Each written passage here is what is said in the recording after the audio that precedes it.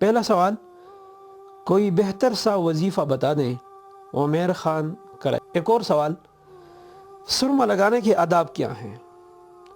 سرما لگانے کے آداب یہ ہیں کہ سب سے پہلا ادب یہ ہے کہ سرما سونے سے پہلے لگایا جائے۔ بسم اللہ الرحمن الرحیم۔ آج کی اس نشست میں ہمارے پاس ساتھیوں نے سوالات بھیجے ہیں، ترتیب وار ان کے جوابات دیں گے۔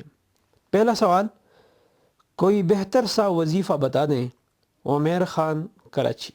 وظیفہ کے متعلق حضرت ابو ایوب انصاری رضی اللہ تعالیٰ عنہ فرماتے ہیں کہ آپ صلی اللہ علیہ وسلم نے ارشاد فرمایا، من قال لا الہ الا اللہ وحدہ لا شریک لہ لہ الملک ولہ الحمد وہو علی کل شیء قدیر 10 مرات کان کمن اعتق 4 انفس من ولد اسماعیل۔ ابو ایوب انصاری رضی اللہ تعالیٰ عنہ فرماتے ہیں کہ آپ صلی اللہ علیہ وسلم نے ارشاد فرمایا کہ جو آدمی یہ کلمات پڑھتا ہے، لا الہ الا اللہ وحدہ لا شریک لہ لہ الملک ولہ الحمد وہو علی کل شیء قدیر، اور یہ 10 مرتبہ پڑھتا ہے، یہ اس طرح ہے گویا کہ اس نے اسماعیل علیہ السلام کی اولاد میں سے 4 غلاموں کو آزاد کیا۔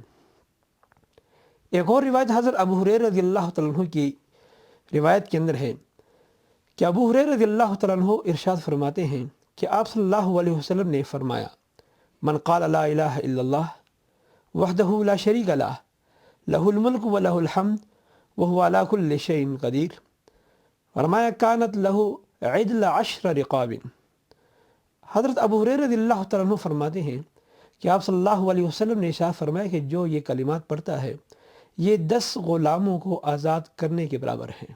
اور آپ کو معلوم ہے کہ ایک آدمی جب ایک غلام کو آزاد کرتا ہے تو اس کو جہنم کے عذاب سے خلاصی ملتی ہے۔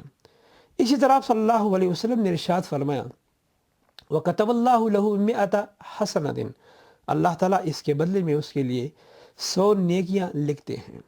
وَمَحَا عَنْهُ 100 سَیِّئَةٍ، اور اللہ تعالیٰ اس سے 100 برائیاں، اس کے گناہ اللہ تعالیٰ ختم کر دیتے ہیں، دور کر دیتے ہیں۔ اور ایک اور فائدہ یہ بھی بیان فرمایا آپ صلی اللہ علیہ وسلم نے، وَكَانَ لَهُ حِرْزًا مِّنَ الشَّيْطَانِ، یہ شخص اگر صبح کے وقت یہ کلمات پڑھتا ہے تو شام تک وہ شیطان سے محفوظ رہتا ہے۔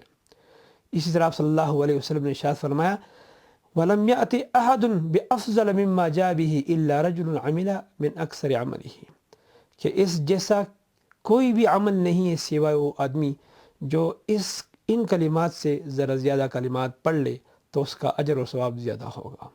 لہذا عمیر خان صاحب، بہتر یہ ہے کہ آپ اس دعا کا کثرت سے ورد کیا کریں، آپ کے لیے بہتر ہوگا۔ ایک اور سوال، سرما لگانے کے آداب کیا ہیں؟